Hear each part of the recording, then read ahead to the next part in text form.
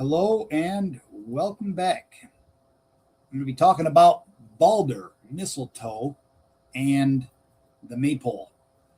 And it's very important that I discuss this right now because there is a pseudo-heathenry event coming up called Walpurgisnacht, which then leads into May 1st, and they are not ancestrally heathen.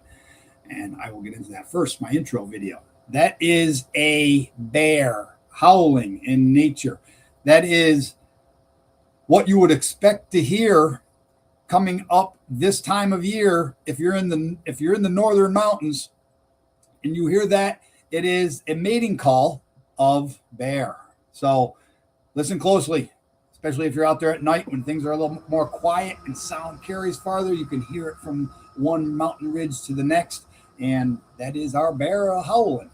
So let's get right into Walpurgisnacht, and we'll go from there. So let me share my screen over with you.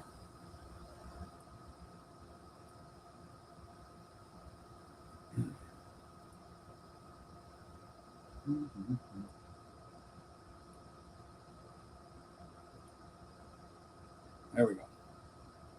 So you can see it. All right. Walpurgisnacht. This is something I wrote up many years ago. As a matter of fact, I think it was when there was another social media platform that's no longer in play right now.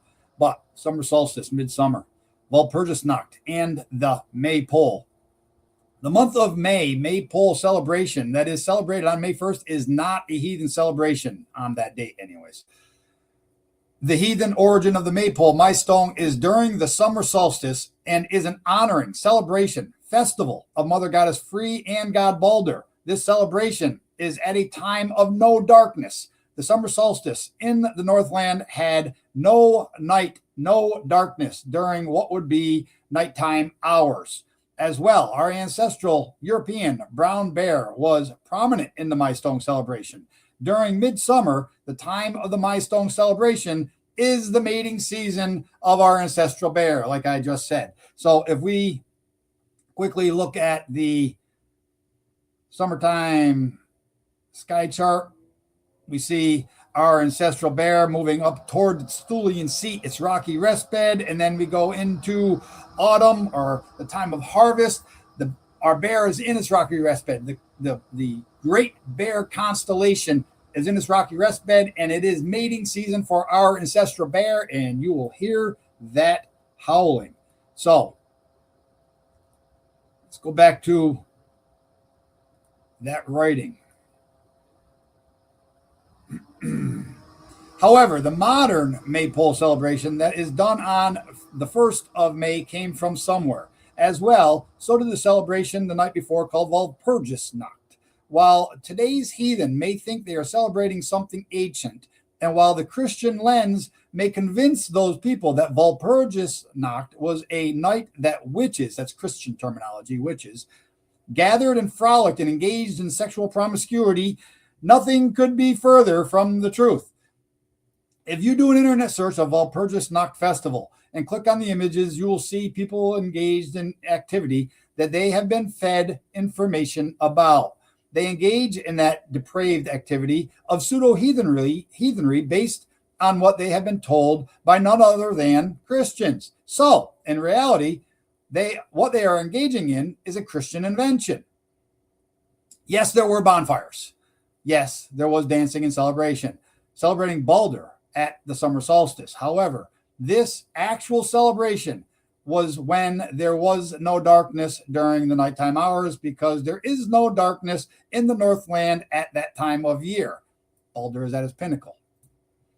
The celebration also celebrated Mother Goddess Free, who represents the earth at full fertility, milestone, green leaf pole, and our valiant ancestral bear in its mating season. So we're going to keep progressing. I'm not going to read this full document because it goes into who Walpurgis was. So where did Walpurgisnacht come from, and what are all the lunatics really celebrating on their Christian-fed idea of Walpurgisnacht or Witches' Night? Answer: a Christian saint by the name of Saint Walpurgis, a saint of Germany. Therefore, all those people who want to immaturely think they are celebrating something dark and or who think they are engaging in something heathen are actually engaging in a recognition of a date that celebrates a Catholic woman who helped ensure Germany became Catholicized, if she was even real, because we know how the whole invented hagiography thing works. So Walpurgisnacht is the celebration of an invented Roman Catholic saint for the purpose of moving our actual celebration, for the people of for the reason of confounding the whole thing, for corruption. They corrupted what the ancient celebration was. And people want to act Abrahamic heathen as defined by the cults of Abraham, celebrate in a depraved manner in accordance with what that very same Abrahamic cult spoon-fed them for information, act accordingly. So what is May 1st? It is not anything heathen. It was the day St. Walpurgis was canonized by the Catholic Church, and the Milestone was moved to May 1st date from its original season and function of the summer solstice. Keep that in mind. People are calling yourself heathen on Walpurgisnacht in the month of May, modern May-Pole celebration, May 1st. You are celebrating a Roman Catholic so-called saint and nothing more.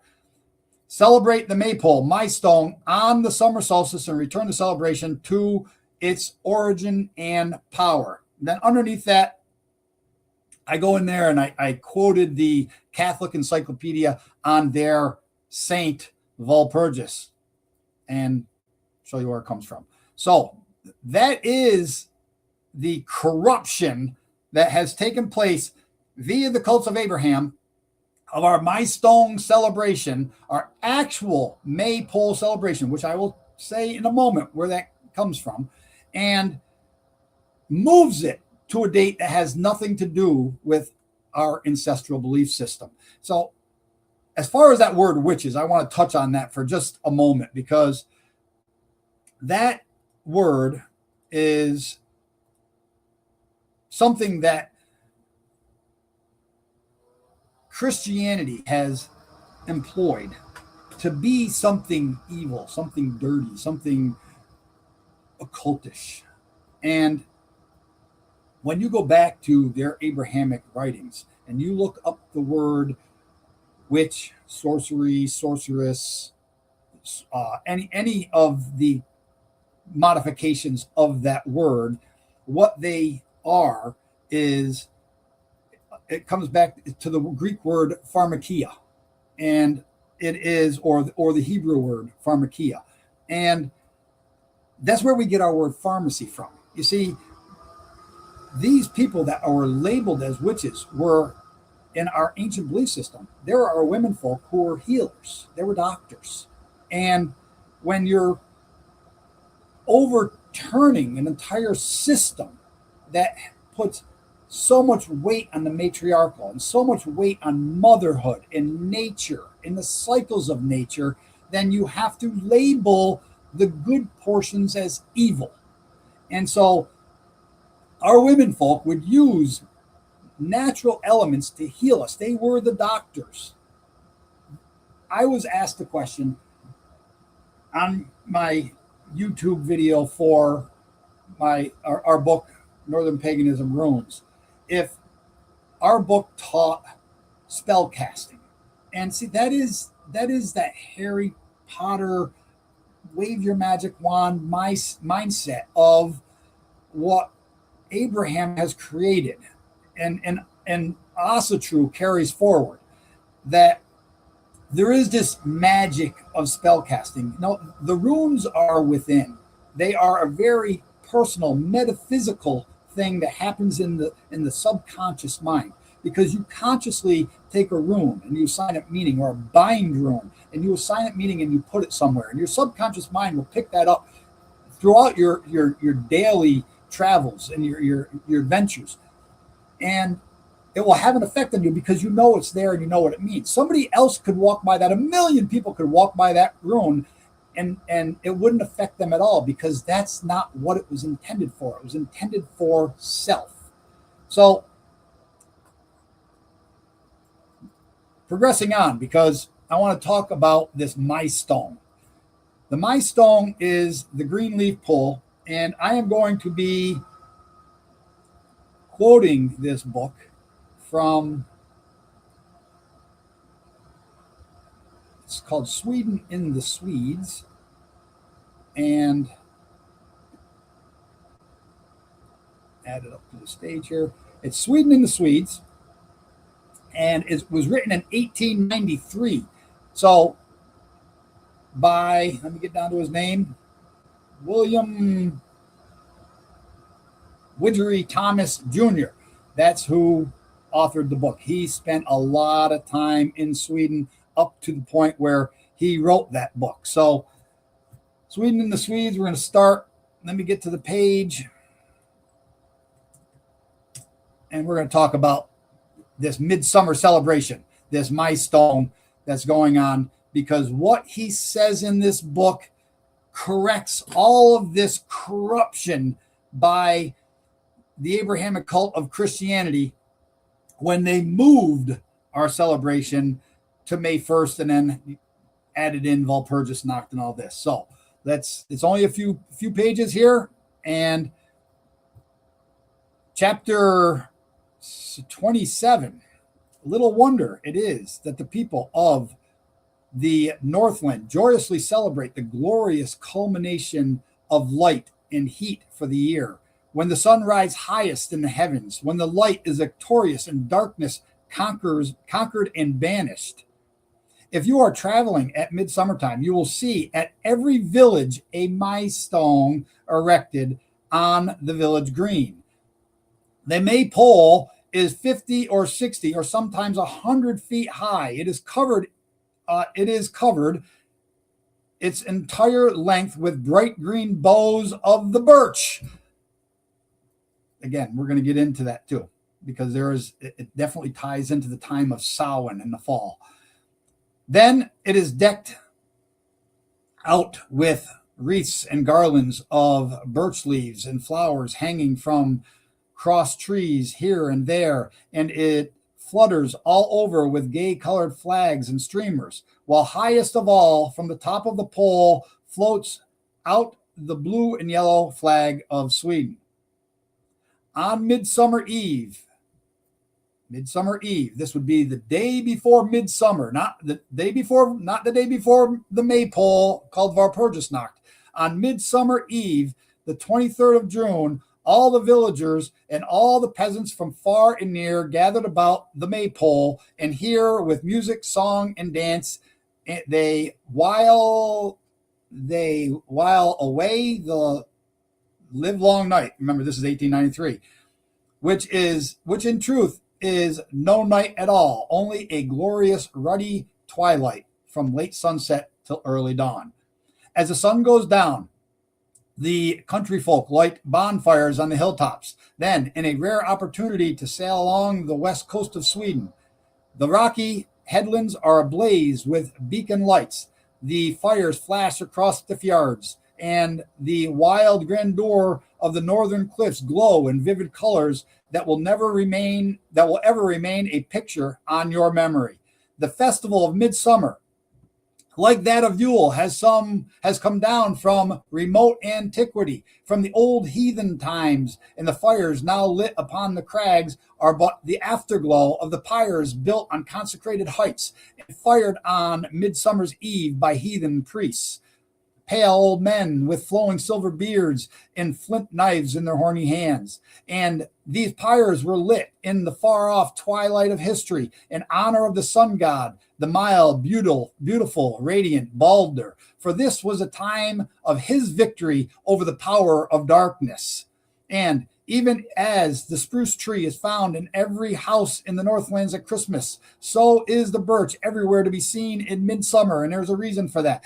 The one, dark and somber, is the fitting symbol of Yule, the darkest time of the year. The other, with its bright green leaves shining as if varnished, and its white bark, the true sign of bright, joyous midsummer. But dark as is the Christmas tree, it is yet green, aye, evergreen. That's why it's our world tree. Our world tree. Yggdrasil. I will make another video on that one. It is the evergreen tree. It is the fir tree.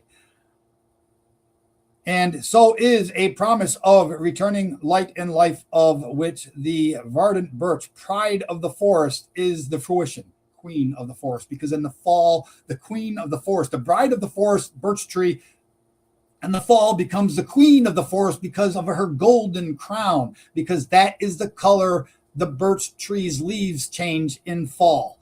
And another note on that is in the groves, the high places, which would be the high peaks, like the earth has its taiga, which is the groves that surround the rocky rest beds. If you go to the high peaks, you have those same groves that surround the rocky rest bed, the highest portion. Right below that rock, those fir trees, that miniature yew dale, is birch trees, because they are strong enough and their branches are supple enough to endure the weight of snow, the bitter temperatures and the heavy snows and ice. And then, so it goes rocky rest bed, then it goes to your fir tree band around the high peak or around the globe. Then it goes down into your white birches and then down into your deciduous trees before you get to the lowlands. So, all day on June 23rd, you see troops of lads and lasses strolling along the green country lanes or rambling over the hills carrying fresh boughs of the birch in their hands. Numberless loads of young birch trees are brought to Stockholm the day before by boat on the Malar Lake and by wagons from all the country round about. Along the quay at Ridderholmen is a green leaf market where the country folk sell birches and flowers and miniature maypoles. This is all in June. All over the city, the shops, doorways, courtyards, and windows are decorated with the bright green of the birches. Stockholm's myriad streamers are fringed all around with their decks with the greenest foliage. In the streets, all the trucks and drosky horses are decked out with birch boughs. Little groves of birch rise above the horses' shoulders, and tiny green sprays nod above their heads. Boughs of birch are stuck up, too, in all the carts and wagons, and now a truckman drives along, sitting in the perfect bower of green. Such a mass of leafy birch rises up around the wagon seats and meets over his head. The festivals of the summer solstice are continued throughout June 24th, Midsummer Day, with picnics and outdoor parties. Then follows another night of dancing around the Maypole. There's a picture. I'll put that picture up momentarily. I took a screen grab of it and rotated it. It seems strange to me that the pole erected in June should be called the Maypole, the same word with which we are in America and England designate the pole we erect on May 1st to celebrate the return of spring. On investigation, I ascertained that the Swedish word for May, maj, does not in this instant mean the month of May, but is Old Swedish for green leaf. The maypole is then literally, as it is in fact, the green leaf pole, and it stands as token of the festival of the green leaf. Can it be that our maypole had a similar meaning originally? Yes, it could be that.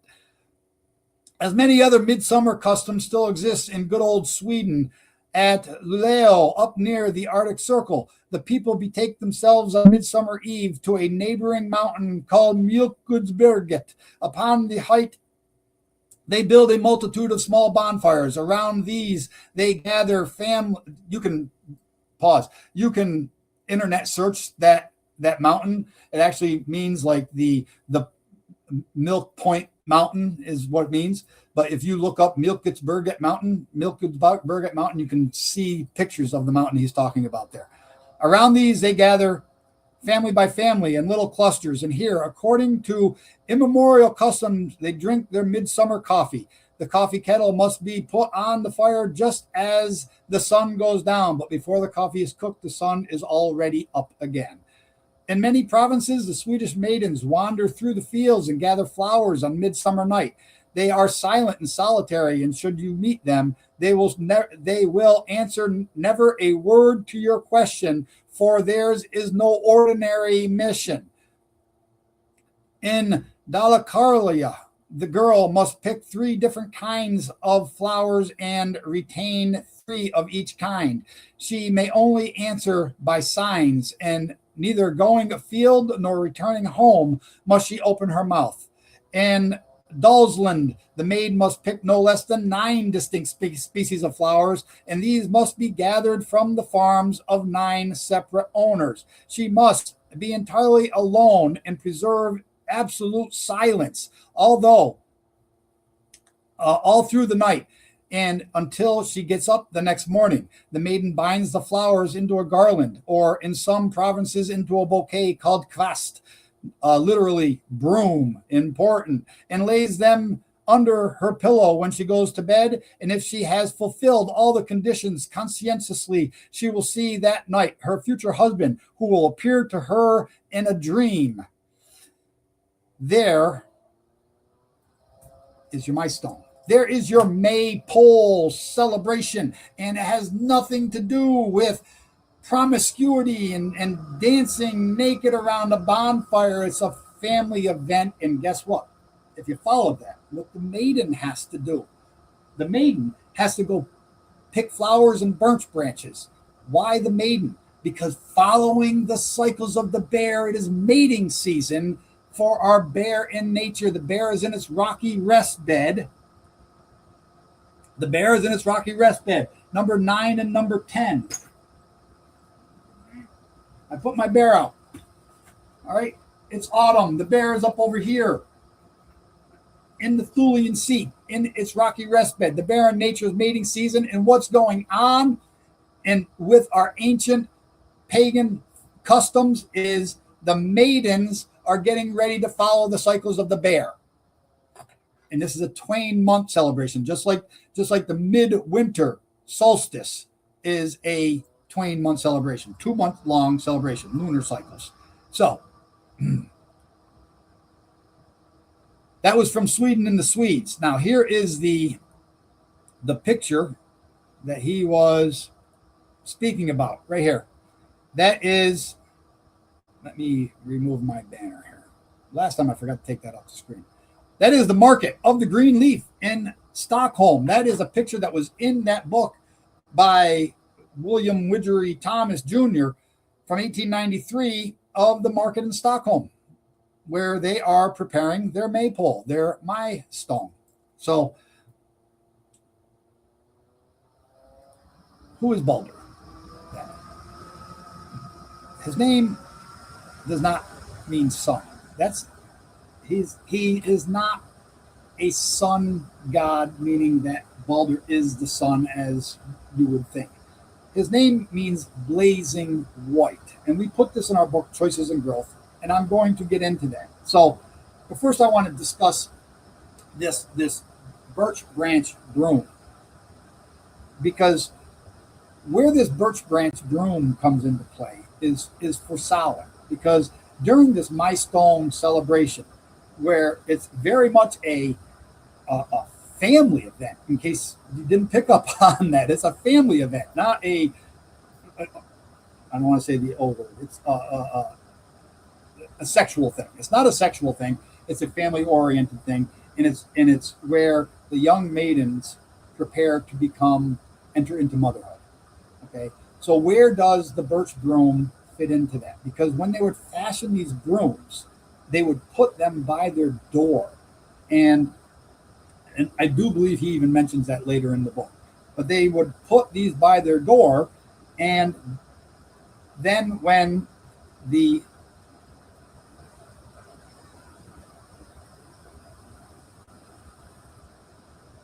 fowl flies overhead, remember you're looking at, let me share this to the screen. Okay, you're looking at number 5. That is the Fugl. That when our lore talks about Fugl for Mother Goddess as one of her names, that word means fowl, and that is the cosmic fowl, and it sits atop of our world tree, Yggdrasil, owl driven, and I will get into that in another video. Like I said, I'm getting ahead of myself. So when Mother Goddess visits the homes in the time of Samhain, the time of harvest, Okay, she's looking for those birch branch brooms being placed near the door. Why is that important? Because they're about to give birth to the worthy young. Odin to himself, oneself to oneself greater.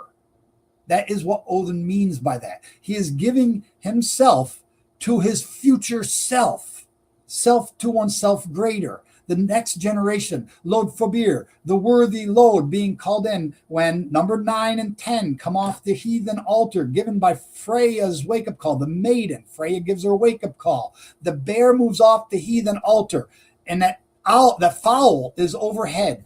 That fowl inspects the heathen home for cleanliness, organization, valiancy. If that birch branch broom is there, honoring culture and custom,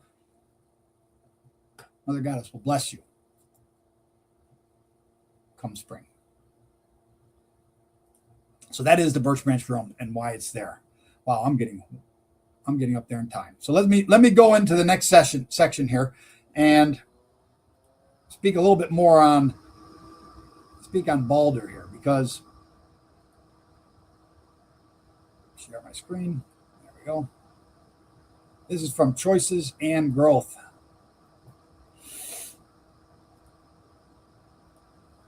All right.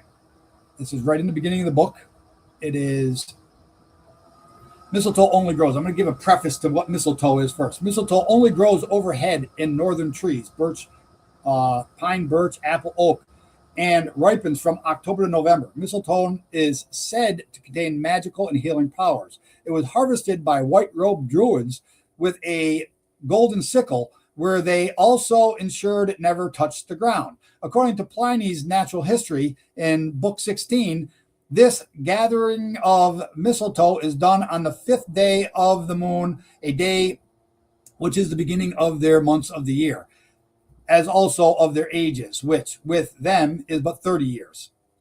This day they select because the moon, though not yet in the middle of her course, has already considerable power and influence, and they call her by a name which signifies, in their language, the all-healing. The magical properties were that when consumed as a drink, it would impart fecundity to all animals and that are barren. So again, it's got to do with fertility. So it is the ripened berries of mistletoe which represent fertility. Samhain is a time of sowing seeds. That's pretty much what Samhain means. In Scottish Gaelic, it means the month of November. But Samhain is the sowing of seeds. Sowing by Mother Goddess when Earth is made pregnant. So you have our kinfolk, our ancestral heathen ancestors are made pregnant. The bear is made pregnant and Earth is made pregnant. All are made pregnant at this time. Thus, the ripe berries of the mistletoe are a fitting representation of fertility when pregnancy abounds, but all is dormant in nature.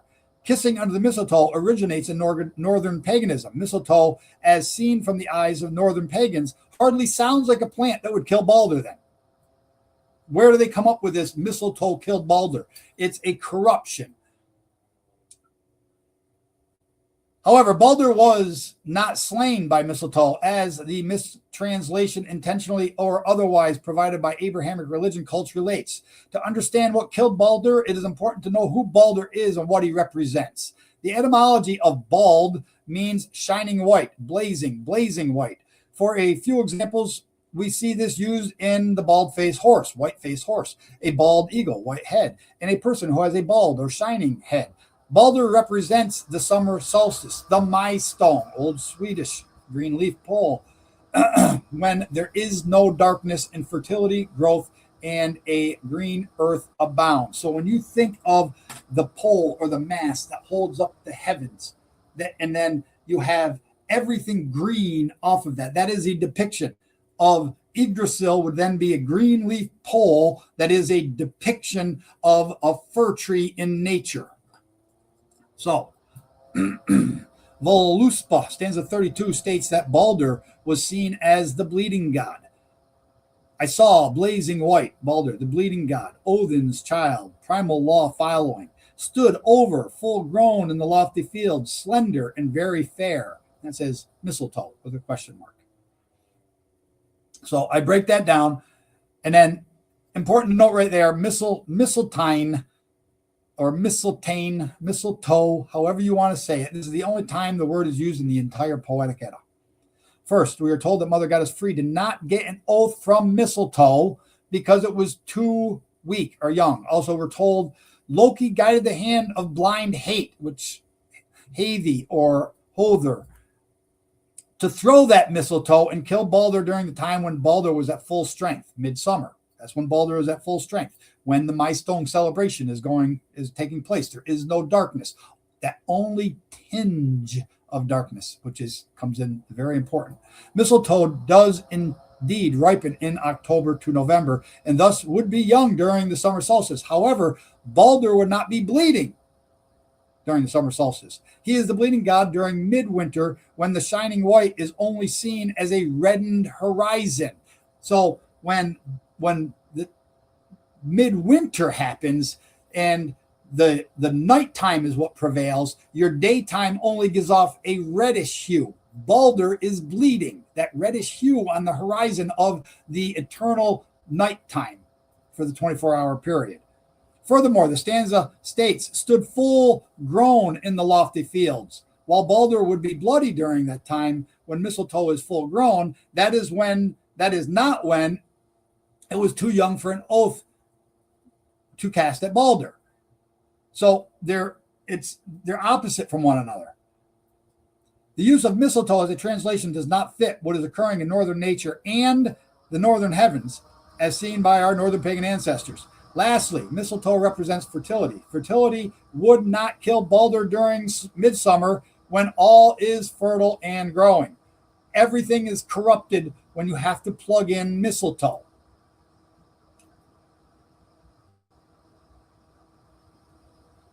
So what is that little section I'm skipping over? Just goes and explains the hate that is the Hother. What is slender and young in the lofty fields during midsummer? We just said it. William Widgery Thomas Jr. just said it. When shining white is at its full strength, darkness. Darkness is diminished. It's young. It's not going to grow old until midwinter. Darkness, just as it is the opposite in midwinter, when the sun never rises but bloodies the lofty fields. During midsummer, the sun never sets, but darkness dirties the heavens, the lofty fields, with a dimness. It stands over the lofty fields, heavens, but is young, slender, and fair.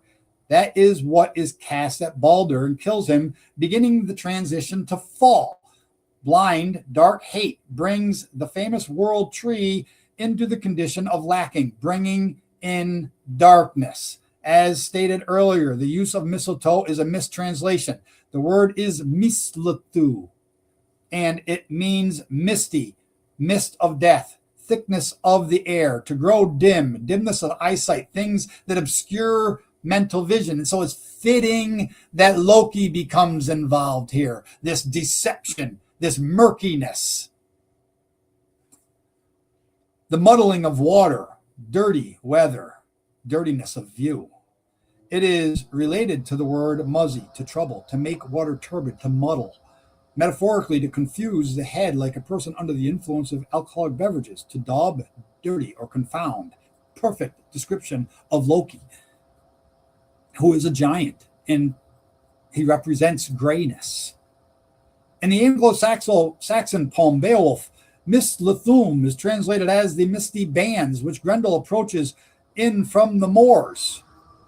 Grendel is Jormungandr, the Midgard serpent, represented by the constellation Draco, who spews green poison upon the north during midwinter. Thus, the Mistletoe are the precursor to midwinter, exactly as seen with Baldr being slain by misty bands or slender darkness that brings in the lacking of the high famous world tree. So let me go and there is Jormungandr spewing its poison drops upon the Northlands. So let's continue.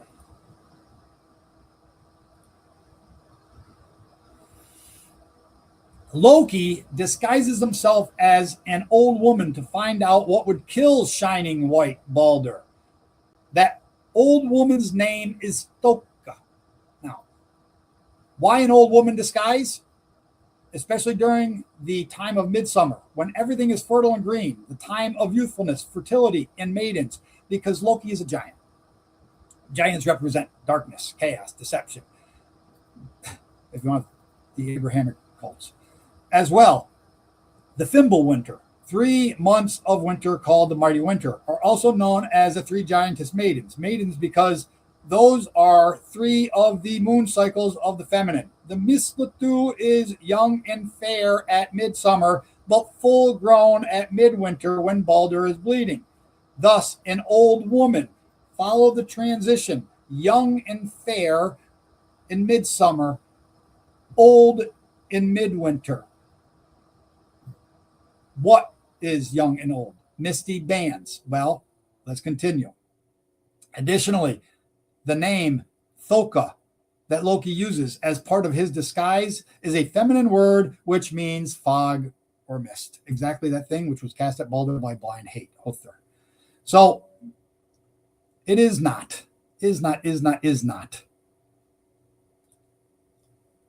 Mistletoe that kills Baldr. And is not killing Baldr in any literal sense. Please let me be clear about that. These are cycles of nature. These are cycles of the cosmos. This relates stories of strength. This relates birth, life, valiancy, growing old, death, and rebirth along ancestral lines of valiancy. So this video is already 37 minutes long. That is where I will end this video. And until next time, or till's nesta gone, good health, so.